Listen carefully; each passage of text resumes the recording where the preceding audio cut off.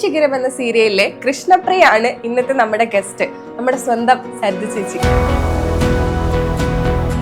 25 വർഷങ്ങൾക്ക് മുൻപ് നമ്മൾ എല്ലാവരും കേട്ട് എൻജോയ് ചെയ്ത, അതായത് ഈ 2025 ആളുകൾ യൂട്യൂബിൽ ആ പാട്ട് തെരഞ്ഞു കണ്ടുപിടിക്കുന്നുണ്ട്. പക്ഷെ മിക്കവർക്കും ചിലപ്പോൾ സരിത ചേച്ചിയാണ് അത് എന്ന് അറിയില്ല. ഞാൻ മരുമകളാണ്. അപ്പൊ അമ്മായിയമ്മേനെ ചവിട്ടി പുറത്താക്കുന്ന ഒരു സീനുണ്ട്, സുകുമാരി അമ്മേനെ. അത് ആർക്കും അങ്ങ് ഉൾക്കൊള്ളാൻ പറ്റിയില്ല. ജാനകി എന്ന ക്യാരക്ടർ ചെയ്യാണ് സ്വന്തമായി അഭിനയിച്ച് സ്വന്തമായി പ്രൊഡ്യൂസ് ചെയ്ത് അതിൽ ഏറ്റവും കൂടുതൽ സപ്പോർട്ട് ഹസ്ബൻഡിന് തന്നെയാണ്. അതുപോലെ വേറൊരു വൈറലായിട്ടുള്ള റീൽസും കൂടി ഉണ്ട്, മമ്മൂക്കന്റെ ഡാൻസ് സ്റ്റെപ്പ് മോനായിട്ട്. അതിൽ ഏറ്റവും സൂപ്പർ സ്റ്റെപ്പ് കളിച്ചിട്ടുള്ളത് മകനാണ്. കറക്റ്റ് ആയിട്ടുള്ള ചേച്ചി മമ്മൂക്കായിട്ട് അഭിനയിക്കുന്ന ബോഡി ഷേമിങ്ങിനെതിരെ ചേച്ചി ഒരു വീഡിയോ ഇട്ടു. പക്ഷെ ആളുകൾ അതിനെ വേറൊരു പെർസ്പെക്റ്റീവിലാണ് കാണുന്നത്. അതായത് ബോഡി ഷേമിങ്ങിനെ നിങ്ങൾ പ്രൊമോട്ട് ചെയ്യുന്ന രീതിയിലാണ് ആ വീഡിയോ ചെയ്തത് എന്ന്. ഇപ്പത്തെ കുട്ടികളൊന്നും അടിക്കുക പോലും ചെയ്യുന്നില്ല. എന്തുണ്ടെങ്കിലും നമ്മൾ പാരന്റ്സിനോട് പറയാനാ പറയണത്. പക്ഷെ ഈ പാരന്റ്സ് തന്നെയാണ് ഈ കുട്ടികൾ അടിക്കരുത് എന്നുള്ളൊരു സംഭവം കൊണ്ടുവന്നത്. എന്തിനാ അങ്ങനെ പറഞ്ഞത് എനിക്കറിയാം. പക്ഷേ ഈ കുട്ടികളെ കൗൺസിൽ ചെയ്യുന്ന ആളുകളും അല്ലെങ്കിൽ ഈ പേരൻസിന്റെ ഒരു കോച്ചും അവരൊക്കെ പറയുന്നത് ഈ കുട്ടികളെ ശരിക്കും അടിച്ചു വളർത്തിയെന്ന് വിചാരിച്ച് അവർ നന്നാവണമെന്നില്ല, അത് അവരിലെ മെന്റൽ ഹെൽത്തിനെ ബാധിക്കും എന്നാണ് പറയുന്നത്. അപ്പൊ നിങ്ങൾ ഇതിനെതിരായിട്ടാണ് പറയുന്നത്. ഫേസ്ബുക്കിൽ സ്ഥിരം ഞാൻ ഫോട്ടോസ് സരിതയുടെ ഫേസ്ബുക്ക് ഫുള്ള് ഹാൻഡിൽ ചെയ്യുന്ന ഞാനാണ്. അപ്പൊ ഞാൻ ജസ്റ്റ് ആ ഫോട്ടോയ്ക്ക് കയറി നിന്ന് ഫോട്ടോ എടുത്തു കഴിഞ്ഞപ്പോ ആ ഫോട്ടോ പോസ്റ്റ് ചെയ്തപ്പോ ഞാൻ ജസ്റ്റ് ഒരു ക്യാപ്ഷൻ ഇട്ടത്, ഞാൻ അതായത് സരിത എഴുതുന്നത് പോലെയാണ് ഞാൻ എഴുതിയത്. അപ്പൊ പുള്ളിക്കാരൻ കുമ്മനടിച്ച് കയറിയതാണ്. ആക്ച്വലി അത് കഴിഞ്ഞാൽ അതിന്റെ താഴെ വന്ന് കമന്റ്സ് രാഷ്ട്രീയപരമായിട്ടുള്ള ഒരു പ്രത്യേക വിഭാഗം ആൾക്കാർ പുറത്തു പറയാൻ പറ്റാത്ത, ഇപ്പോഴും ഞാൻ ആ കമന്റ്സ് ഒന്നും ഡിലീറ്റ് ചെയ്തില്ല. അപ്പോ സദാചാരം ഈ നാട്ടിൽ വലിയൊരു പ്രശ്നമാണ്. അപ്പൊ അത് തന്നെയാണ് ജാനകിയും സദാചാരവും തമ്മിലൊരു യുദ്ധമാണ് കാണിക്കുന്നത്.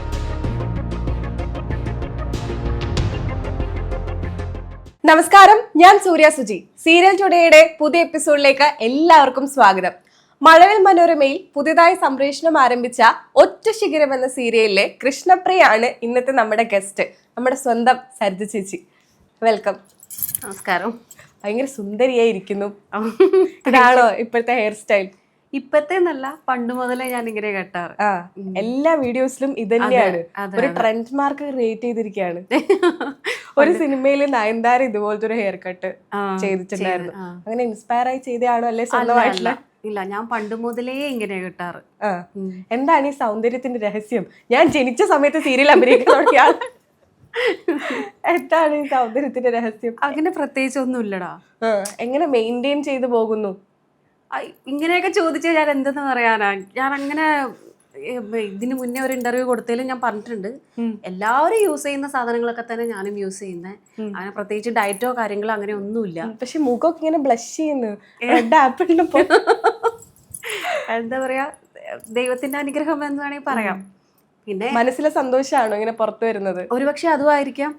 വലിയ കാര്യമായിട്ട് ഞാനിങ്ങനെ വിഷമിച്ചിരിക്കാറൊന്നുമില്ല. നല്ല ഭർത്താവ്, അതെ, നല്ല ഭർത്താവ്, നല്ല മകൻ, നല്ല ഫാമിലി, അമ്മ, എല്ലാരും, അനിയനും, അങ്ങനെ എന്തുകൊണ്ടും വലിയ സങ്കടങ്ങളൊന്നും ദൈവം അധികം തന്നിട്ടില്ല. അതുകൊണ്ട് ഹാപ്പി ആയിട്ടിരിക്കുന്നു. നമ്മളെ മില്ലീനിയം ഓഡിയോസിൽ നിന്ന് പോയ ഒരാളാണ്. വീണ്ടും ഈ മില്ലീനിയം ഓഡിയോസിന്റെ സ്റ്റുഡിയോയില് നമ്മൾ ഇന്റർവ്യൂ എടുക്കുന്നു. 25 വർഷത്തിന് ശേഷം. 25 വർഷങ്ങൾക്ക് മുൻപ് നമ്മൾ എല്ലാവരും കേട്ട് എൻജോയ് ചെയ്ത, അതായത് ഈ 2025 ആളുകൾ യൂട്യൂബിൽ ആ പാട്ട് തെരഞ്ഞു കണ്ടുപിടിക്കുന്നുണ്ട്. പക്ഷെ മിക്കവർക്കും ചിലപ്പോൾ സരിത ചേച്ചിയാണ് അത് എന്ന് അറിയില്ല. ഇപ്പൊ ചേച്ചി പറഞ്ഞപ്പോഴാണ് എനിക്ക് അറിയുന്നത്. കാരണം ഞാൻ ആ പാട്ട് കേട്ടിട്ടുണ്ട്, പക്ഷെ ചേച്ചിയാന്ന് അറിയില്ലായിരുന്നു. അത് ഏത് പാട്ടാന്ന് പറയൂ? മംഗല്യം കഴിക്കാതെ അന്ന് നാം പിരിച്ചില്ലേ, ആ പാട്ട്. അന്ന് പക്ഷെ തേപ്പ് ഒന്നും ഇല്ലാത്തോണ്ട് ചേച്ചി രക്ഷപ്പെട്ടു. അതെ, സത്യം. പക്ഷെ നഷ്ടപ്രണയം എന്നൊരു സംഭവത്തിൽ ഏറ്റവും കൂടുതൽ ആളുകൾ ഫീലായി ചെയ്യുന്ന ഒരു പാട്ടാണ്, അല്ലെങ്കിൽ കേൾക്കുന്ന ഒരു പാട്ടാണ് അത്. എല്ലാ പട്ടാളക്കാരും ഇപ്പോഴും അതിന്റെ കമന്റ് ബോക്സിന്റെ അടിയിലുണ്ട്, ഞാനൊരു പട്ടാളക്കാരനാണ്, എനിക്കും എൻ്റെ ഭാര്യയെ മിസ് ചെയ്യുന്നു, അല്ലെങ്കിൽ നഷ്ടപ്രണയത്തെ കുറിച്ച് ഭയങ്കരമായി എഴുതിയ ഒരു പാട്ടാണ്.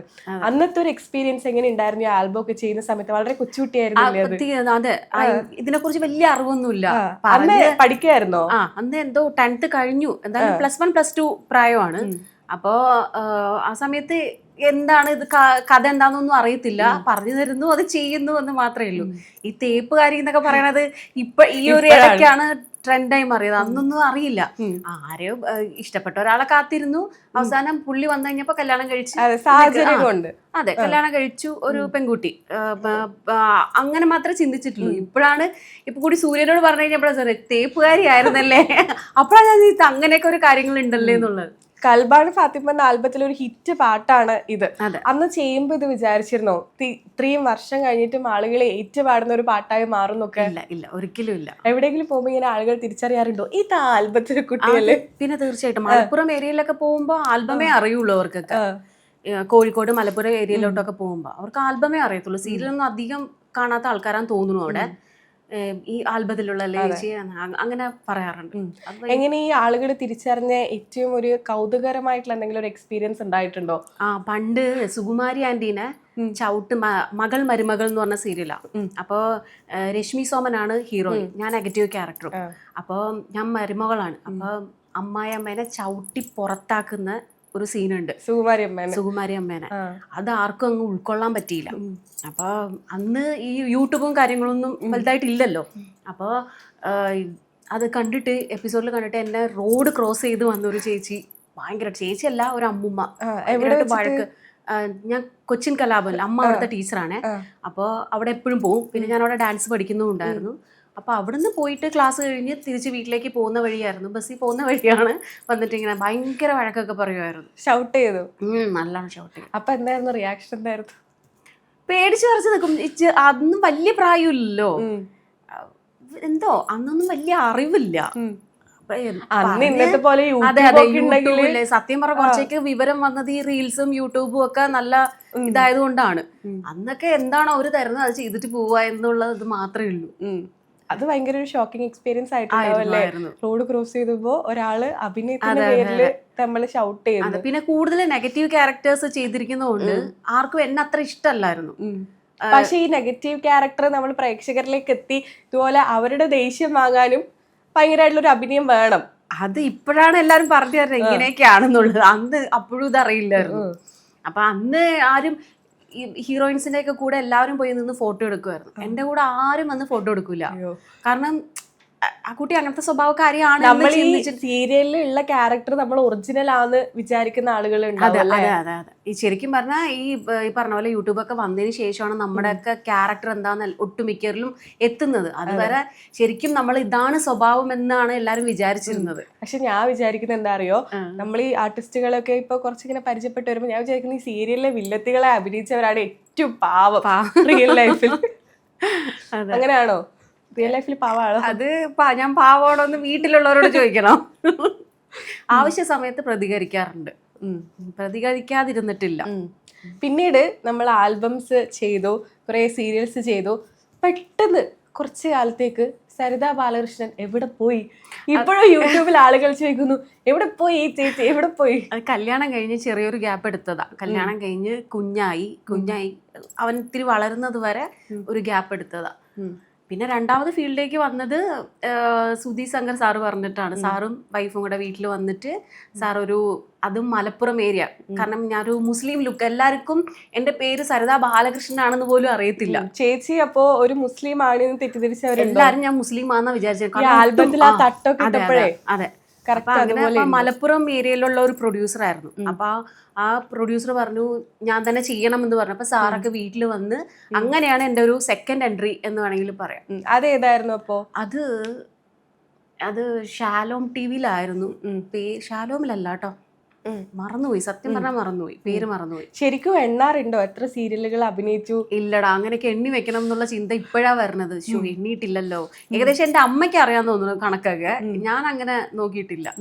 അമ്മയാണോ അപ്പൊ ഈ സീരിയൽ ഷൂട്ടിംഗ് സെറ്റിലൊക്കെ കൊണ്ടുപോകാൻ? ചെറുപ്പത്തിൽ അമ്മയായിരുന്നു, ഇപ്പൊ ഞാൻ ഒറ്റയ്ക്കാ പോവാറ്. അമ്മയാണ് ഈ ധൈര്യമൊക്കെ? തീർച്ചയായിട്ടും അമ്മയാണ് പ്രോത്സാഹനം മൊത്തം.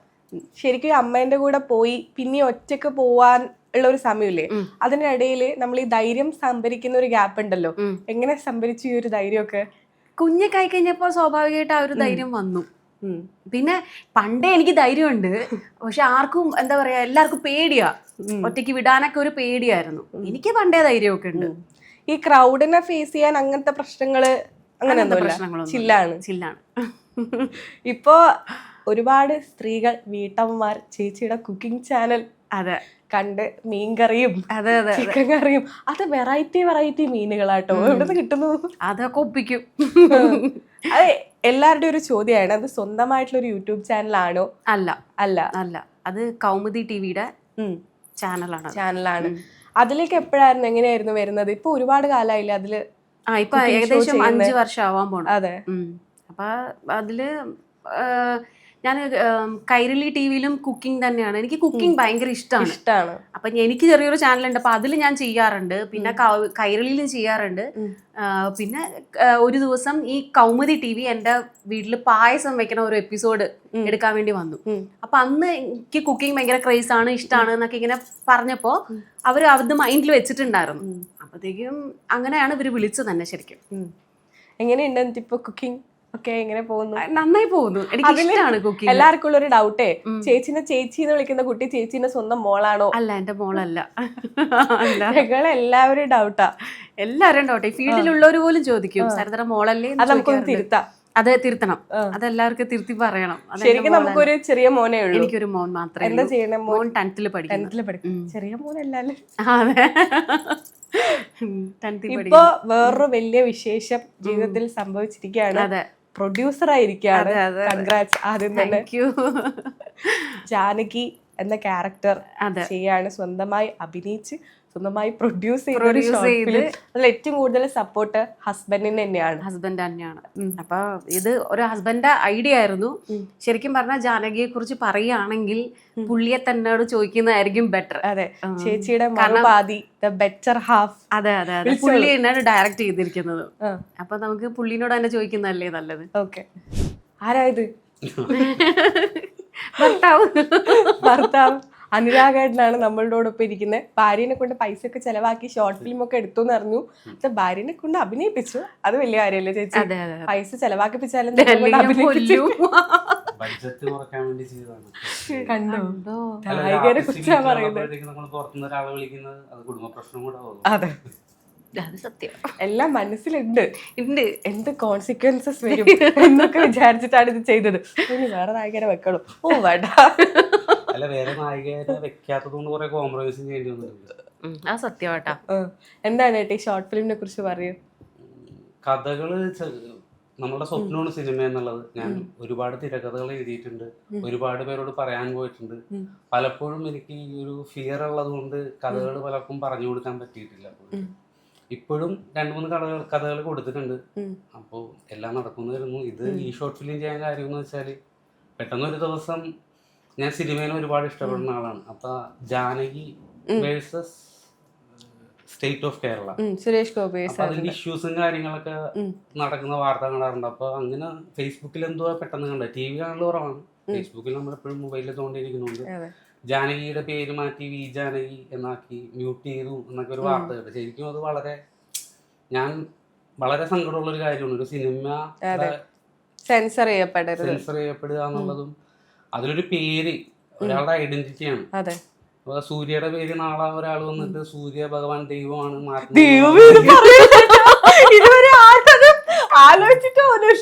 അല്ല, നാളെ അതല്ല അങ്ങനൊരു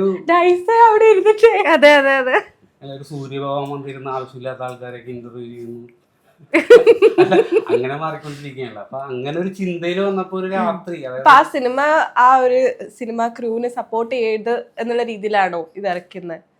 ക്രൂവിനെ സപ്പോർട്ട് ചെയ്തോണ്ടല്ല, സുരേഷ് ഗോപി ഫാനാണോ? അല്ല, സിനിമ ഫാനാണ്. സുരേഷ് ഗോപി എനിക്ക് ഏറ്റവും ഇഷ്ടം മോഹൻലാലി, ലാലേട്ടൻ ഫാനാണ്. ഇത് മമ്മൂട്ടി ഫാനാണ്. ഞങ്ങൾ തമ്മിൽ എപ്പോഴും ഫൈറ്റ് കിടക്കാറുണ്ടായിരുന്നു. ഇത് ജസ്റ്റ് അങ്ങനെ ഇരുന്ന് അത് കണ്ടപ്പോ ഞാൻ പുള്ളിക്കാരി ഷൂട്ടിങ്ങിലായിരുന്നു. അപ്പൊ ഞാൻ ഇങ്ങനെ വിളിച്ച് ഇങ്ങനെ ഒരു ഐഡിയ ഉണ്ടെന്ന് പറഞ്ഞു. അപ്പൊ പുള്ളിക്കാരി വന്നു. അതിന്റെ പുറകെ തന്നെ പുള്ളിക്കാരുടെ സീരിയലിലെ പ്രൊഡക്ഷൻ കൺട്രോളറും ക്യാമറമാനും പിന്നെ എല്ലാരും ലോറിയിൽ പിടിച്ചോണ്ടു വീട്ടിൽ.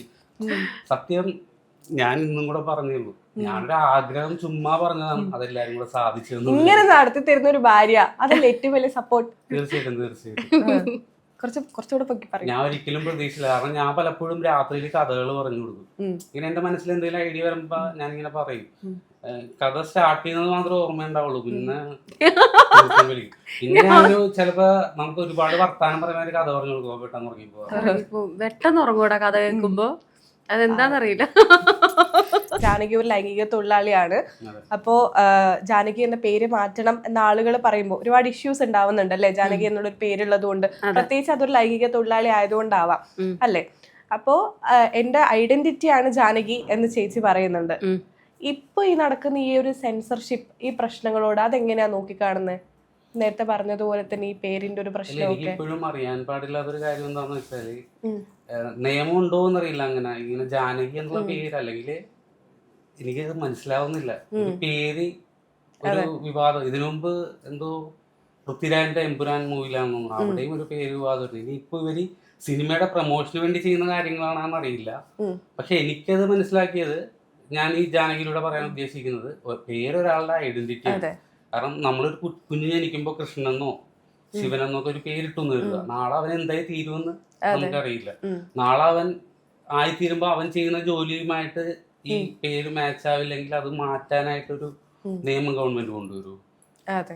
അല്ല അങ്ങനെ എന്തെങ്കിലും ഒരു ഫൈറ്റ് ആണോ ഈ ഒരു ഷോർട്ട് ഫിലിമിലൂടെ ഉദ്ദേശിക്കുന്നത്? അതാണ് ഞാൻ ഉദ്ദേശിച്ചിരിക്കുന്നത്. അതിന് ആൾക്കാരെങ്ങനെ നോക്കി കാണുമെന്ന് എനിക്കറിയില്ല. പേടിയുണ്ടോ ഈ ഒരു പേര് വെച്ച് ഈ ഒരു ഷോർട്ട് ഫിലിം എടുക്കുമ്പോ? എന്തെങ്കിലും ക്രിറ്റിസിസം വരും, നെഗറ്റീവ്സ് വരും, ആളുകൾ കല്ലെറിയും, അങ്ങനത്തെ എന്തെങ്കിലും ടെൻഷൻസോ പേടിയോ എന്തെങ്കിലും ഉണ്ടോ? എനിക്കില്ല. ഇത് ഇപ്പോ എല്ലാവർക്കും പേടിയുണ്ട്. കാരണം എന്ന് വെച്ചാൽ ഒരു കേന്ദ്രമന്ത്രി അഭിനയിച്ച ഒരു സിനിമയിലാണ് ഒരു സെൻസർഷിപ്പ് വന്നത്. അപ്പൊ നമ്മളൊരു ഷോർട്ട് ഫിലിം ഇതേ പേര് വെച്ച് ചെയ്യുമ്പോ ടെൻഷൻ ഉണ്ടാവുമല്ലോ സ്വാഭാവികമായിട്ട്. അങ്ങനെ എന്തെങ്കിലും ഉണ്ടോ? ഇല്ലില്ല. അങ്ങനെ ഞാൻ ഒരു രാഷ്ട്രീയമായിട്ടുള്ള ഒരു രീതിയിലല്ലേ ഇതിനെ സമീപിച്ചിരിക്കുന്നത്. ഒരാളുടെ ഐഡന്റിറ്റിയും അങ്ങനെയാണ്. പക്ക ഒരു ആർട്ടാണ്. കുറച്ച് രാഷ്ട്രീയമുണ്ട്. രാഷ്ട്രീയം ഇല്ല, കുറച്ച് രാഷ്ട്രീയമുണ്ട്. ചേട്ടൻ ഭയങ്കര കോമഡി അല്ലേ? അതെ അതെ അതെ. അതല്ല, ഇത് ഒരു പറയാവോന്നറിയില്ല. കഴിഞ്ഞ ദിവസം, അതായത് ഒരു ഏകദേശം ഒരു മാസത്തേക്കാണ്, ഫേസ്ബുക്കിൽ സ്ഥിരം ഞാൻ ഫോട്ടോസ് ഇടും. സരിതയുടെ ഫേസ്ബുക്ക് ഫുള്ള് ഹാൻഡിൽ ചെയ്യുന്ന ഞാൻ. അപ്പൊ ജസ്റ്റ് ഫോട്ടോസ് ഇടുമ്പോ അതിൽ ക്യാപ്ഷൻസ് ഇടാറുണ്ട്. അപ്പൊ ഞാനങ്ങനെ ഫോട്ടോസ് സരിതയോടൊപ്പം നിൽക്കാറില്ല. ഞാൻ പൊതുവെ ചെക്ക് ചെയ്തറിയാൻ ഇടയ്ക്കിടയ്ക്ക് ഫോട്ടോസും ക്യാമറ മുന്നിൽ ഞാൻ വരാറില്ല. ഫോട്ടോ എടുക്കാൻ. അപ്പൊ ഞാൻ ജസ്റ്റ് ആ ഫോട്ടോയ്ക്ക് കയറി നിന്ന് ഫോട്ടോ എടുത്തു കഴിഞ്ഞപ്പോ ആ ഫോട്ടോ പോസ്റ്റ് ചെയ്തപ്പോ ഞാൻ ജസ്റ്റ് ഒരു ക്യാപ്ഷൻ ഇട്ടു അതിൽ. ഞാൻ അതായത് സരിത എഴുതുന്നത് പോലെയാണ് ഞാൻ എഴുതിയത്. അപ്പൊ പുള്ളിക്കാരൻ കുമ്മനടിച്ച് കയറിയതാണ്. അപ്പൊ ഈ കുമ്മനടി എന്ന് പറഞ്ഞാൽ ഇപ്പൊ സൂര്യ കേൾക്കുമ്പോ സൂര്യ എന്താ ചിന്തിക്കുക? നോർമലായിട്ട് ചിന്തിക്കുമ്പോൾ വാക്കാണ് ഉപയോഗിച്ചത്. ആക്ച്വലി അത് കഴിഞ്ഞാൽ അതിന്റെ താഴെ വന്ന് കമന്റ്സ് രാഷ്ട്രീയപരമായിട്ടുള്ള ഒരു പ്രത്യേക വിഭാഗം ആൾക്കാർ പുറത്തു പറയാൻ പറ്റാത്ത, ഇപ്പോഴും ഞാൻ ആ കമന്റ്സ് ഒന്നും ഡിലീറ്റ് ചെയ്തില്ല. കാരണം അത് ഡിലീറ്റ് ചെയ്യേണ്ടത് അവരാണ്. കാരണം അവരാണ് ആ കമന്റ്സ് എഴുതിയിരിക്കുന്നത്. നമ്മള് മനസ്സിൽ പോലും വിചാരിക്കുന്നില്ല ചെയ്തത്. അത് കഴിഞ്ഞപ്പോ ഇനി ഞാൻ ആ വാക്കെടുത്ത് മാറ്റി. അത് ഞാൻ നമുക്ക് വേറൊരാള് വിഷമാവണ്ടെന്ന് വിചാരിച്ചു. ഞാൻ ആ ക്യാപ്ഷൻ തിരുത്തിയായിരുന്നു. അപ്പോ സദാചാരം ഈ നാട്ടിൽ വലിയൊരു പ്രശ്നമാണ്. അപ്പൊ അത് തന്നെയാണ് ജാനകിയും സദാചാരവും തമ്മിലൊരു യുദ്ധമാണ് കാണിക്കുന്നത്. ഫസ്റ്റ് നിങ്ങൾ രണ്ടുപേരും ഒന്നിച്ചുള്ള ഒരു ഗ്രൂപ്പ് പ്രൊജക്റ്റ് ആണ്. രണ്ടുപേരും ഒന്നിച്ചുള്ള എന്റെ ഫസ്റ്റ് പ്രൊജക്റ്റ് ആണ്. ഇപ്പൊ സരിത ചേച്ചിനെയും ചേട്ടനെയും ഒരുമിച്ച് കിട്ടിയ സ്ഥിതിക്ക് നമുക്ക് എല്ലാവർക്കും അറിയാൻ ആഗ്രഹമുള്ള ഒരു കാര്യമുണ്ട്. എന്തായിരിക്കും? എങ്ങനെയാണ് നിങ്ങൾ കണ്ടുമുട്ടിയത്? എന്താണ് നിങ്ങളുടെ ലവ് സ്റ്റോറി? കണ്ടുമുട്ടിയത് മാട്രിമോണി വഴിയാണ്. അപ്പൊ പുള്ളി ശരിക്കും എന്നെ സീരിയലിലൊന്നും കണ്ടിട്ടില്ല. ഇല്ല, ഇത്ര ഫേമസ് ആയ എന്നെ അറിയില്ലേ? ജാടത്തണ്ടി എന്നൊക്കെ ചോദിക്കാറുണ്ട്. മാട്രിമോണിയില് ഞാൻ പെയ്ഡല്ല, മാട്രിമോണി രജിസ്റ്റർ ചെയ്തു. അപ്പൊ നമ്മൾ പ്രൊഫൈല് കാണുമ്പോഴത്തേക്ക് ഇഷ്ടമുള്ളത് ഞാൻ ചെയ്യുന്നതെന്ന് വെച്ചാൽ ആ പേര് കൊണ്ടുപോയിട്ട് ഫേസ്ബുക്കിലോ അല്ലെങ്കിൽ ടിക്ടോക്കിലൊക്കെ സെർച്ച് ചെയ്യും. എല്ലാവർക്കും കൂടിയുള്ള ഒരു ടിപ്പും കൂടിയാണ്. അപ്പൊ ചിലത് കിട്ടും. അങ്ങനെ പുള്ളിക്കാരനെ കിട്ടി, ഫേസ്ബുക്കിൽ മെസ്സേജ് അയച്ചു. അപ്പൊ ഫേസ്ബുക്കിലും ഇല്ലേ ചേച്ചി ആർട്ടിസ്റ്റ് ആണ് എന്നുള്ളൊരു സംഭവം ഉണ്ടായിരുന്നില്ലേ? ഫേസ്ബുക്കിൽ ഈ പുള്ളിക്കാരി ഞാൻ കല്യാണം കഴിഞ്ഞതിന് ശേഷമാണ് ഈ ഫേസ്ബുക്കിൽ ആർട്ടിസ്റ്റ് എന്നുണ്ട്, പക്ഷെ വേറെ പ്രൊഫൈലിങ് അങ്ങനെയാണ് ഞാൻ അറിയുന്ന ആർട്ടിസ്റ്റ് ആണ്. അങ്ങനെ ഒരു മെസ്സേജ് അയച്ചു, ഞാൻ എസ്കേപ്പ് ആയ ഉടനെ ആർട്ടിസ്റ്റ് ആണ്. ഞാൻ ഓടിച്ചിട്ട് പിടിച്ചതൊന്നല്ല കേട്ടോ. 1 year കഴിഞ്ഞിട്ടാണ് പിന്നെ എന്താ ചേട്ടാ ആർട്ടിസ്റ്റാന്ന് പറഞ്ഞിട്ട് വിട്ടത്? അങ്ങനല്ല, ഞാൻ ഒരു സാധാരണ രീതിയിൽ നമ്മൾ ആർട്ടിസ്റ്റ് മോശമായതുകൊണ്ടല്ല, ഒരു ആർട്ടിസ്റ്റ് എന്ന് പറയുമ്പോൾ ഞാൻ പ്രൊഫൈൽ ഹൈ പ്രൊഫൈൽ അങ്ങനെ ആ രീതിയിൽ ചിന്തിച്ചതുകൊണ്ടാണ്. എനിക്ക് ഇപ്പൊ എങ്ങനെയുണ്ട് ആർട്ടിസ്റ്റിന്റെ കൂടെയുള്ള ജീവിതം? ഇപ്പൊ എങ്ങനെയുണ്ട് ആർട്ടിസ്റ്റിന്റെ കൂടെയുള്ള ജീവിതം? നല്ല ജീവിതം. ഞാൻ ഇനി ഞാൻ നോക്കി പേടിപ്പിച്ചിട്ടാന്ന് പറയേ, അത് കാരണം ഞാൻ മുഖത്തേക്ക് നോക്കുന്നില്ല. പിന്നെ എസ്കേപ്പ് അടിച്ചു, വീണ്ടും 1 വർഷം കഴിഞ്ഞ് എങ്ങനെയായിരുന്നു അവരെ അപ്രോച്ച് ഉണ്ടായിരുന്നത്? വീണ്ടും ഫേസ്ബുക്ക് വഴി എന്നെ കോൺടാക്ട് ചെയ്തു. അങ്ങനെ എന്താ 1 വർഷം കഴിഞ്ഞ് വീണ്ടും കോണ്ടാക്ട് ചെയ്യാൻ തോന്നിയേ? അത് അന്ന് എന്തോ ഒരു പ്രോഗ്രാം പറഞ്ഞ് ഞാൻ ഇത്തിരി ഡ്രിങ്ക്സ് കഴിച്ചിട്ടുണ്ടായിരുന്നു. നൈറ്റാന്ന് തോന്നുന്നു രണ്ടാമത് ചാറ്റ് ചെയ്ത് തുടങ്ങി. അങ്ങനെ അപ്പോ നമ്മള് വേറൊരു അങ്ങനെ കുറച്ചു നേരം ചാറ്റ് ചെയ്ത് കുറച്ചുകൂടെ അറിയാൻ. അപ്പോഴും മനസ്സിന്റെ ഉള്ളിന്റെ ചേച്ചിയായിരുന്നു എങ്ങനെ? അപ്പോഴും അല്ല, അങ്ങനെയല്ല, അങ്ങനെ ചാറ്റ് ചെയ്ത് പിന്നെ അത് പരിചയമായി, പിന്നെ കണ്ടു, സംസാരിച്ചു, അങ്ങനെ ഓക്കെ. പിന്നെ കണ്ടപ്പോ മനസ്സിലായി ജാടയൊന്നുമില്ല, ചുമ്മാ നമ്മള് കൂടെയുള്ള പോലെ തന്നെ. സരിത ചേച്ചിയുടെ ഏറ്റവും ട്രെൻഡിങ് ആയിട്ടുള്ള, നമ്മൾ നേരത്തെ ആൽബം സോങ് പറഞ്ഞ പോലെ വേറൊരു സംഭവം ഉണ്ട്, അശകുശലെ പെണ്ണുണ്ടോ മിന്നുകെട്ടിലെ.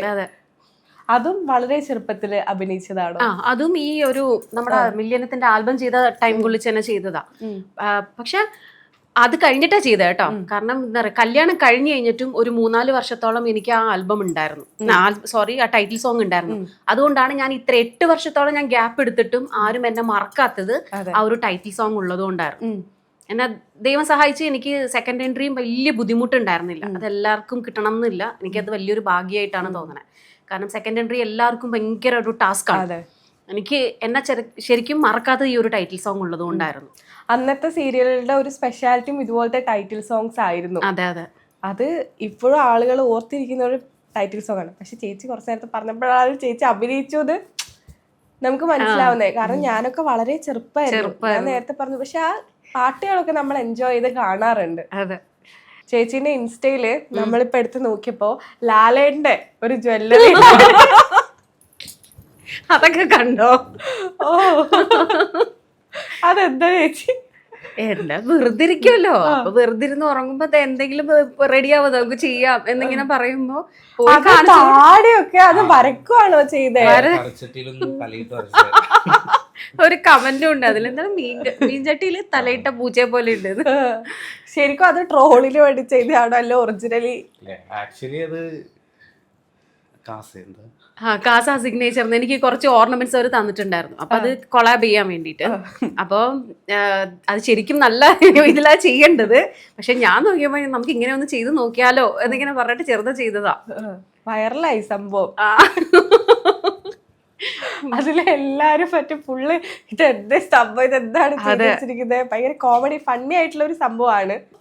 അയ്യോ, അത് വെറുതെ ചെയ്താ ശരിക്കും. അവർക്ക് ശരിക്കുള്ള കൊളാബ് ഞാൻ വേറെ ചെയ്യും. പക്ഷെ എന്നാലും ആ ജ്വല്ലറി ഒക്കെ എന്തായാലും കയ്യിലിരിക്കുന്നു. അപ്പൊ എന്തോന്ന് ചുമ്മാ ചെയ്തേക്കാം, അതുകൊണ്ട് ചെയ്ത് സംഭവം. അതുപോലെ വേറൊരു വൈറലായിട്ടുള്ള റീൽസും കൂടി ഉണ്ട്, മമ്മൂക്കന്റെ ഡാൻസ് സ്റ്റെപ്പ് മോനായിട്ട്.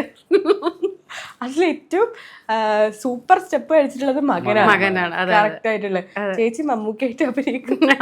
അതൊക്കെ പുള്ളിയുടെ ഐഡിയ കേട്ടോ. കിരൺ ഡാൻസ് ചെയ്യുന്ന ആളാണ് കേട്ടോ, ഡാൻസ് പഠിക്കുന്ന ആളാണ്. ആ സോങ്ങിന് വേണ്ടി അങ്ങനെ ചെയ്തതാട്ടോ. പിന്നെ വേറൊരു കാര്യം നമുക്ക് റീസെന്റ് ആയിട്ട് ചോദിക്കാനുള്ള, ഒരു ബോഡി ഷേമിങ്ങിനെതിരെ ചേച്ചി ഒരു വീഡിയോ ഇട്ടു. പക്ഷെ ആളുകൾ അതിനെ വേറൊരു പെർസ്പെക്റ്റീവിലാണ് കാണുന്നത്. അതായത് ബോഡി ഷേമിങ്ങിനെ നിങ്ങൾ പ്രൊമോട്ട് ചെയ്യുന്ന രീതിയിലാണ് ആ വീഡിയോ ചെയ്തത് എന്ന്. ആ വീഡിയോ അവിടെ ഇരിക്കട്ടെ. ശരിക്കും ചേച്ചി ജീവിതത്തിൽ ഇങ്ങനെ ബോഡി ഷേമിങ് അനുഭവിച്ചിട്ടുണ്ടോ? ബോഡി ഷേമിങ് ഞാൻ അനുഭവിച്ചിരിക്കുന്നത് മൊത്തം എൻ്റെ അമ്മ അടുത്തുനിന്നാ. എപ്പോ നോക്കിയാലും എൻ്റെ അമ്മ അത് പറയാറുള്ളൂ കൂടുതലും. ബാക്കി ആരും എന്നോട് അങ്ങനെ പറയാറില്ല. കാരണം ഞാൻ കഴിക്കുന്ന ഭക്ഷണം കാണുന്നതാണല്ലോ, എന്തോരം ഉണ്ടെന്നുള്ളത് കാണുന്നതാണ്. അപ്പൊ എല്ലാരും പറഞ്ഞ അത് വെച്ച് കമ്പയർ ചെയ്യുമ്പോൾ എല്ലാരും പറയും സരിതയ്ക്ക് വലിയ വണ്ണം ഇല്ല എന്ന് പറയും. പക്ഷെ യഥാർത്ഥ ശരിക്കും എന്റെ അമ്മയ്ക്കല്ലേ എന്നെ അറിയുള്ളൂ. അപ്പൊ എപ്പൊ നോക്കിയാലും നമ്മുടെ മുന്നിൽ ഞാൻ ചെന്ന അമ്മ ഭയങ്കര യങ്ങാണേ, കാണാനൊക്കെ ഭയങ്കര യങ്ങാണ്. അപ്പൊ അമ്മയുടെ മുന്നിൽ ഞാൻ ചെയ്യുമ്പോൾ ഭയങ്കര സൈസാണ് ഞാൻ. അപ്പൊ അമ്മ പറയും എന്താ ബിന്ദു എന്നാ വീട്ടിൽ വിളിക്കുന്നത്. എന്നെ കാണുമ്പോ എന്താ ബിന്ദു, എന്തൊരു വണ്ണ, നിന്റെ തീറ്റ നിർത്തും ബിന്ദു, ഇങ്ങനെ അമ്മ പറയുള്ളൂ. എപ്പോഴും ബോഡി ഷേമിങ് ഞാൻ അനുഭവിക്കുന്നത് അമ്മയുടെ അടുത്ത് മാത്രമേ ഉള്ളൂ. ശരിക്കും ആളുകൾ പറയുന്ന ഒരു കാര്യമാണ്, ഒറിജിനലി ബോഡി ഷേമിങ് തുടങ്ങുന്നത് സ്വന്തം വീട്ടിൽ നിന്ന് തന്നെയാണ്, പ്രത്യേകിച്ച് മലയാളി ഫാമിലികളിൽ. അമ്മ ഇപ്പോ മകള് എന്നുള്ള രീതിയിൽ ഒരു സ്നേഹം കൊണ്ട് പറയുന്നതായിരിക്കാം. പറയുന്നതാ പക്ഷെ അല്ല അമ്മ പറയുന്ന നല്ല കാര്യമാണ്, കാരണം അങ്ങനെയെങ്കിലും നമ്മൾ കുറയ്ക്കുമല്ലോ. അതെ, എപ്പോഴെങ്കിലും അത് ഒരു കുട്ടിയായിരുന്നപ്പോഴോ അല്ലെങ്കിൽ എപ്പോഴെങ്കിലും അത് വിഷമിച്ചിട്ടുണ്ടോ? ഇല്ല, വേദന അങ്ങനെയൊന്നും ഉണ്ടായിട്ടില്ല. അങ്ങനെ പറയുമ്പോഴല്ലേടാ ശരിക്കും പറഞ്ഞു കഴിഞ്ഞാൽ നമുക്ക് കുറയ്ക്കണം എന്നൊരു തോന്നല് വരിക. ഇല്ല, എനിക്ക് അങ്ങനെയാണ്. കൊണ്ട് ഉദ്ദേശിച്ചിരിക്കുന്നത് അത് തന്നെയാണ്. നമുക്ക് ഇപ്പോഴത്തെ കാലഘട്ടത്തിൽ അങ്ങനെ പറഞ്ഞു തരാൻ ആരും ഇല്ല. അതുകൊണ്ടാണ് നമ്മള് ബോഡി പണ്ടൊക്കെ നമ്മളെ വീട്ടുകാർ പറയും അധികം കഴിക്കല്ലടാ ഇപ്പൊ അങ്ങനെ. പക്ഷെ ആളുകൾ പറയുന്ന ഒരു കാര്യം എന്താണെന്ന് വെച്ചാൽ നമുക്ക് കളിയാക്കുമ്പോൾ അവരെ മെന്റൽ ഹെൽത്തിനെ അത് ബാധിക്കുന്നുണ്ട്.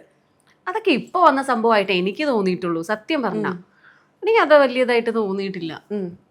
മെന്റൽ ഹെൽത്തിനെ ബാധിക്കുന്നുണ്ട്. അതുകൊണ്ട് നമുക്കൊരു ഇപ്പൊ നമ്മളിപ്പോ ഇങ്ങനെയുള്ള ഓരോ സംഭവങ്ങൾ വെക്കുന്ന കാരണം അത് കുഞ്ഞുങ്ങളെ ഒരുപാട് ബാധിക്കുന്നുമുണ്ട്. ചെറുപ്പകാലത്ത് നമ്മളെ കൂട്ടുകാരനെ തടിയാന്നാ വിളിക്കുന്നത്. അതെ, അന്നത് ഹർട്ടിങ് അല്ല, അതൊരു സ്നേഹമായിരുന്നു. പക്ഷെ ഇന്ന് അത് അതെ. ഇപ്പൊ ഞാൻ പറയട്ടെ, സ്കൂളിലെ കുട്ടികൾക്കാണെങ്കിലും അതെ, പണ്ടത്തെ പിള്ളേരെയും ഇപ്പത്തെ പിള്ളേരെയും വെച്ച് നോക്കുമ്പോ ഇപ്പത്തെ ടീച്ചേഴ്സ് ഒന്നും അടിക്ക് പോലും. ഇപ്പൊ എന്നെയൊക്കെ ടീച്ചേഴ്സ് ഇപ്പൊ അടിച്ചിരിക്കുന്നത് ഇവിടെയാണ്. ഒന്ന് സ്കൂളിൽ ഒന്ന് ലേറ്റ് ആയിട്ട് ചെന്നാലോ അല്ലെങ്കിൽ ക്ലാസ്സിൽ വർത്താനം പറയുമ്പോഴൊക്കെ ഇവിടെയാണ് അടിച്ചിരിക്കുന്നത്. ഇപ്പത്തെ കുട്ടികളൊന്നും അടിക്കുക പോലും ചെയ്യുന്നില്ല. എന്തുണ്ടെങ്കിലും നമ്മൾ പാരന്റ്സിനോട് പറയാനാ പറയണത്. പക്ഷേ ഈ പാരന്റ്സ് തന്നെയാണ് ഈ കുട്ടികളെ അടിക്കരുത് എന്നുള്ളൊരു സംഭവം കൊണ്ടുവന്നത്. എന്തിനാ അങ്ങനെ പറഞ്ഞത് എനിക്കറിയില്ല. അടിക്കേണ്ട പ്രായത്തിൽ ഇപ്പൊ എന്നെയൊക്കെ എൻ്റെ അമ്മ നല്ലോണം അടിച്ച് തന്നെ വളർത്തിയിരിക്കുന്നത്. പക്ഷേ ഈ കുട്ടികളെ കൗൺസിൽ ചെയ്യുന്ന ആളുകളും അല്ലെങ്കിൽ ഈ പേരൻസിന്റെ ഒരു കോച്ചും അവരൊക്കെ പറയുന്നത് ഈ കുട്ടികളെ ശരിക്കും അടിച്ച് വളർത്തിയെന്ന് വിചാരിച്ച് അവർ നന്നാവണമെന്നില്ല. അത് അവരിലെ മെന്റൽ ഹെൽത്തിനെ ബാധിക്കും എന്നാണ് പറയുന്നത്. അപ്പൊ നിങ്ങൾ ഇതിനെതിരായിട്ടാണ് പറയുന്നത്. ശരിക്കും പുള്ളി അടിക്കാൻ സമയമില്ല കേട്ടോ. ഞാൻ പറയട്ടെ, ഞാനൊക്കെ നല്ല അടി കൊണ്ട് തന്നെ വളർന്നിരിക്കുന്നത്. പക്ഷെ എനിക്ക് എന്താണെന്നറിയില്ല, എന്റെ അമ്മേനോട് എനിക്ക് വെറുപ്പില്ല. ഏറ്റവും ഇഷ്ടം ആരെയാന്ന് ചോദിച്ചു കഴിഞ്ഞാൽ എനിക്ക് എന്റെ അമ്മ തന്നെയാണ് ഏറ്റവും ഇഷ്ടം. അപ്പൊ അമ്മയെ തന്നെയാണ് എനിക്ക് ഇഷ്ടം. അപ്പൊ ശിക്ഷിച്ചാൽ നമുക്ക് ഒരു അമ്മേനെ വെറുക്കാനൊന്നും പറ്റത്തൊന്നുമില്ല. ദൈവം സഹായിച്ച് എന്റെ മെന്റൽ ഹെൽത്തിന് വലിയ പ്രോബ്ലവും വന്നിട്ടില്ല. പിന്നെ എന്തുകൊണ്ട് അങ്ങനെ പറയണമെന്ന് എനിക്ക് അറിഞ്ഞൂടാ. ശരിക്കും നിങ്ങൾ പറയുന്ന ഇതുപോലെ ഇങ്ങനെ ഈ ആളുകൾ ഈ പൊളിറ്റിക്കൽ കറക്റ്റ്നെസ് കൊണ്ടുവരുന്നത് മോശമാണോ അല്ലെങ്കിൽ അത് കുറച്ച് കൂടുതലാണോ? കുറച്ച് കൂടുതലായിട്ട് എനിക്ക് തോന്നിയിട്ടില്ല. ശിക്ഷിക്കേണ്ട പ്രായത്തിൽ ശിക്ഷിച്ച് തന്നെ വളർത്തണം. പറഞ്ഞ് മനസ്സിലാക്കേണ്ട പ്രായത്തിൽ പറഞ്ഞ് മനസ്സിലാക്കി തന്നെ വളർത്തണം. അത് ചെയ്യരുതെന്ന് പറയണമെങ്കിൽ അത് ചെയ്യരുതെന്ന് തന്നെ പറഞ്ഞല്ലേ പറ്റുള്ളൂ. അല്ലാണ്ട് കാര്യമുണ്ടോ? ഇപ്പൊ മഴവിൽ മനോരമയിലെ ജോയ്സി സാറിന്റെ കൂടെ വീണ്ടും അസോസിയേറ്റ് ചെയ്യാണ്. നേരത്തെ ആദ്യത്തെ തവണ ഭ്രമണത്തിലായിരുന്നു ഒരുമിച്ച് ഉണ്ടായത്. ആഫ്റ്റർ എ ലോങ് ഗ്യാപ്പ് ശരിക്കും ഞാൻ പറഞ്ഞില്ല, +1 +2 ടൈമിൽ ഞാൻ സ്വരരാഗം എന്ന് പറഞ്ഞ സീരിയലും ചെയ്തിട്ടുണ്ടായിരുന്നു സാറിനോട്. അപ്പൊ ഇത് മൂന്നാമത്തെ അസോസിയേറ്റ് ചെയ്യുന്നത്. അപ്പൊ ഈ ഭ്രമണം കഴിഞ്ഞ് ഒരു ലോങ് ഗ്യാപ്പിന് ശേഷമാണ് വീണ്ടും ഇതിൽ അഭിനയിക്കുന്നത്. സ്വരരാഗം കഴിഞ്ഞ് ലോങ് ഗ്യാപ്പിന് ശേഷമാണ് ഭ്രമണം കഴിഞ്ഞ് ഒരു 6 വർഷത്തിന് ശേഷമാണ് ഇപ്പൊ ഇത്. എങ്ങനെയുണ്ട് ജോയ്സി സാറിന്റെ കൂടെ? പുള്ളി ഈ ഒരു സീരിയലിന്റെ ഒരു കിങ് ആണ്, നമുക്കറിയാം. പ്രോജക്ട് ചെയ്യാന്ന് പറഞ്ഞാൽ തന്നെ വലിയൊരു ഭാഗ്യമുള്ള കാര്യമാണ്. ഒരുപാട് ആർട്ടിസ്റ്റുകൾ ആഗ്രഹിക്കുന്ന ഒരു കാര്യമാണ് പുള്ളിയുടെ കൂടെ വർക്ക് ചെയ്യണം. തീർച്ചയായിട്ടും. അപ്പൊ എങ്ങനെയുണ്ട് പുള്ളി മൊത്തത്തിൽ? എങ്ങനെയാണ് പുള്ളി മൊത്തത്തില്? എന്താ പറയാ, അങ്ങനെ ഞങ്ങൾ അങ്ങനെ ഒരുപാട് സംസാരിക്കുകയൊന്നും ചെയ്തിട്ടൊന്നുമില്ല. വർക്കിന് വിളിച്ചു, വർക്ക് ചെയ്യുന്നു എന്നല്ലാണ്ട് അങ്ങനെ സംസാരം കാര്യങ്ങളൊന്നുമില്ല. സാർ അങ്ങനെ ലൊക്കേഷനിലേക്ക് ആണ്ടിലും കൊല്ലത്തിലും ഒന്ന് വന്നാലായി, ജസ്റ്റ് വരിക, ഒന്ന് ജസ്റ്റ് നോക്കുക, പോവുക, അങ്ങനെയാണ് സാറ്. അത് കാരണം സാർ എന്താണെന്ന് ശരിക്കും എനിക്ക് അറിയത്തില്ല. പക്ഷേ ചെയ്യാനുള്ള ഭാഗ്യം കിട്ടി, 3 വർക്ക് ചെയ്യാനുള്ള ഭാഗ്യം കിട്ടി. ഒരുപാട് നെഗറ്റീവ് ഷെയ്ഡുള്ള ക്യാരക്ടറാണ് ചെയ്ത് വെച്ചിരിക്കുന്നതെന്ന് പറഞ്ഞു. പക്ഷെ ഇതിലൊരു പാവമാണ് ഞാൻ. അതെന്താന്ന് എനിക്ക് മനസ്സിലാവണില്ല. സാർ എന്തെങ്കിലും അതിൽ കാണാണ്ടിരിക്കില്ല. അപ്പൊ ഇതിലെന്തോ ഞാൻ ഭയങ്കര പാവമാണ്. ഇതുവരെ ഞാൻ ചെയ്തു വെച്ചിരിക്കുന്നതിൽ ഞാൻ നല്ല പാവമാണ്. ശരിക്കും വില്ലൻ ക്യാരക്ടേഴ്സ് ചെയ്യുമ്പോ ഇഷ്ടമാണോ അത് ചെയ്യാൻ? ഭയങ്കര ഇഷ്ടം. എനിക്ക് അത് മാത്രമേ ഇഷ്ടമുള്ളൂ. ഭയങ്കര ഇഷ്ടം. നെഗറ്റീവ് ചെയ്യാൻ എനിക്ക് ഭയങ്കര ഇഷ്ടം. ഇപ്പൊ നമ്മൾ വീണ്ടും ജാനകിയിലേക്ക് വരികയാണ്. ഒരു ലൈംഗിക തൊഴിലാളിയാണ് ജാനകി എന്ന പ്രധാന കഥാപാത്രം ചെയ്യുന്നത്. എന്തുകൊണ്ട് ഒരു ലൈംഗിക തൊഴിലാളിയെ കുറിച്ച് ഒരു കഥ ചെയ്യണം, ഒരു ഷോർട്ട് ഫിലിം ചെയ്യണം എന്ന് തോന്നി? 2 കാര്യങ്ങള്. ഒന്ന്, സരിതയ്ക്ക് കുറയാനായിട്ടുള്ള ആഗ്രഹമാണ് പ്രോസ്റ്റിറ്റ്യൂട്ടിന്റെ ഒരു ക്യാരക്ടർ ചെയ്യുമ്പോൾ എപ്പോഴും എന്നോട് പറയാറുണ്ട്. അപ്പോ കഥയിൽ ചിന്തിച്ചപ്പോ പിന്നെ പ്രോസ്റ്റിറ്റ്യൂഷൻ എന്നെ സംബന്ധിച്ചാൽ അതൊരു തൊഴിൽ തന്നെയാണ്. അത് മോശമായിട്ട് കാണേണ്ട ഒരു തൊഴിലായിട്ട് ഞാൻ കരുതിയിട്ടില്ല. നമ്മളുടെ ഇപ്പൊ പുരാണങ്ങളൊക്കെ നോക്കുകയാണെങ്കിൽ ദേവലോകത്തും ഒരുപാട് ആൾക്കാർ ഇതിനു വേണ്ടി ഉണ്ടായിരുന്നു. രംഭ, തിലോത്തമ, അങ്ങനെ പുരാണങ്ങൾ തൊട്ടേ ഉണ്ടോ ദേവദാസി സമ്പ്രദായങ്ങൾ. അപ്പൊ ഈ കാലഘട്ടത്തിൽ അവരെ മാത്രം മാറ്റി നിർത്തേണ്ട ഒരു ആവശ്യമില്ല. പിന്നെ എന്റെ കഥാപാത്രം അത്തരമൊരു നമ്മള് മാറി ചിന്തിക്കുന്ന മാറ്റി നിർത്തപ്പെടുന്ന ഒരു വിഭാഗത്തിൽപ്പെട്ട ഒരാൾക്ക് ആ ജാനകി എന്ന് പേര് വരുമ്പോൾ ഈ സമൂഹം ജാനകി എങ്ങനെ എങ്ങനെ കാണും എന്ന് എനിക്കറിയണം. പിന്നെ ഞാനിത് ഫോളോ ചെയ്തിരിക്കുന്നത് പുരാണത്തിൽ നിന്നൊരു ചെറിയൊരു എടുത്ത ജാനകി യഥാർത്ഥ ഒരു സീതയുടെ ചിത്രം പോലെ ഞാനത് വരച്ചു വെച്ചിരിക്കുന്നത്. ഈ ജാനകി എന്ന് പറയുന്ന ക്യാരക്ടറും ഭൂമിയിൽ നിന്ന് ഗവൺമെന്റിന് തന്നെ കിട്ടുന്നത്, അതായത് ഗവൺമെന്റ് തന്നെയാണ് ഈ കുട്ടിക്ക് ഗവൺമെന്റിന്റെ ദത്തപുത്രിയായിട്ടാണ് ജാനകി ഞാൻ പ്ലേസ് ചെയ്തിരിക്കുന്നത്. ഗവൺമെന്റ് തന്നെ ദത്തെടുത്ത് ജാനകി എന്ന് പേരിട്ടിട്ട് മാറി വരുന്ന ഗവൺമെന്റിനനുസരിച്ച് ആ പേര് മാറ്റുന്നത് പിന്നീട് ഗവൺമെന്റ് തന്നെയാണ് ജാനകിയോട് ആവശ്യപ്പെടുന്നത്. അതാണ് അതിന്റെ ഒരു പ്ലോട്ട് വരുന്നത്. ചേച്ചി അല്ലാതെ വേറെ ആരൊക്കെയാണ് ഇതിൽ അഭിനയിച്ചിരിക്കുന്നത് പ്രധാന ക്യാരക്ടേഴ്സ് ആയിട്ട്? പ്രധാന ചേച്ചി മാത്രമാണ് ക്യാരക്ടർ, ജാനകീനെ ബേസ് ചെയ്ത് തന്നെയാണ് പോകുന്നത്.